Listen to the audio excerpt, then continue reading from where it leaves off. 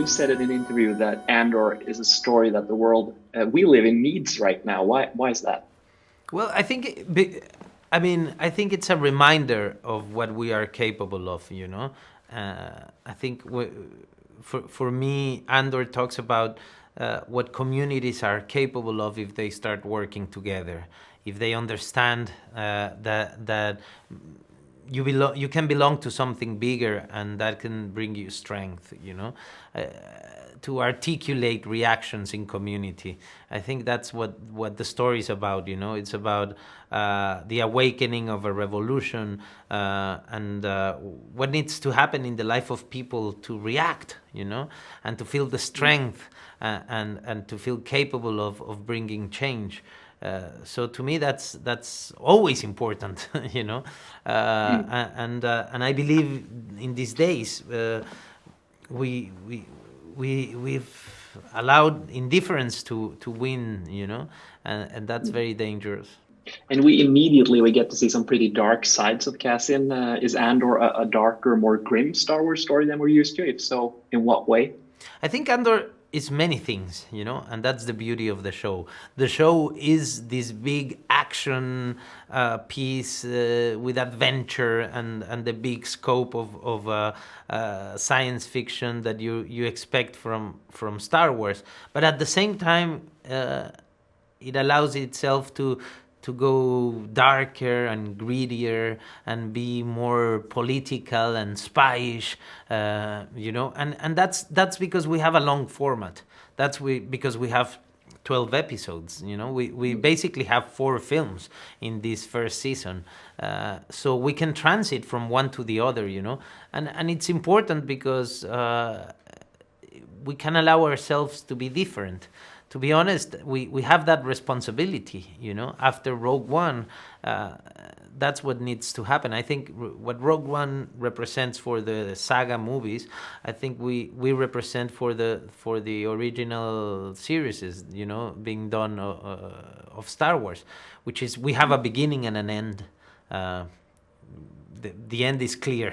We all know the ending, and we are just going back 5 years to tell this very specific story in 2 seasons. So we can be different, and I think audiences will appreciate that also. If you're gonna do something else in the world of Star Wars, it better be different also.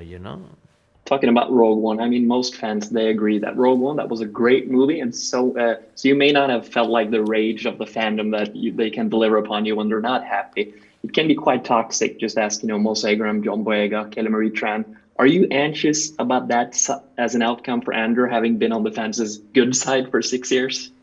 Not really. I don't think like that. I mean, to me, I mean, I first of all, when I work in a story, it has to matter to me, and I understand why I'm doing what I'm doing. I've been involved with this project for 4 years and a half now. I am part of every decision. I understand every decision that has been made till today. I feel I am part of this project, and as much as I'm part of this project, I own it too. It feels, I mean, it feels mine as much as it is Tony's or Kathleen or Sana's or like so. I, I don't worry. I don't worry. I'm proud of what we've made, and I am just hoping that people find the story we're telling interesting for the reasons I find it interesting. We're not here alone, man. So if you are honest with what you're doing, and you have a connection, someone else will find a connection. What we've been doing is working hard in making the best possible series we can, and from now it's not about us anymore. And I'll be focusing on doing the next season, which is a lot of work too, and enjoying the ride also.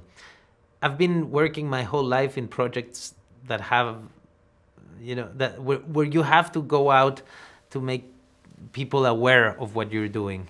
I love the idea that now I'm part of a project that has this level of awareness and expectation.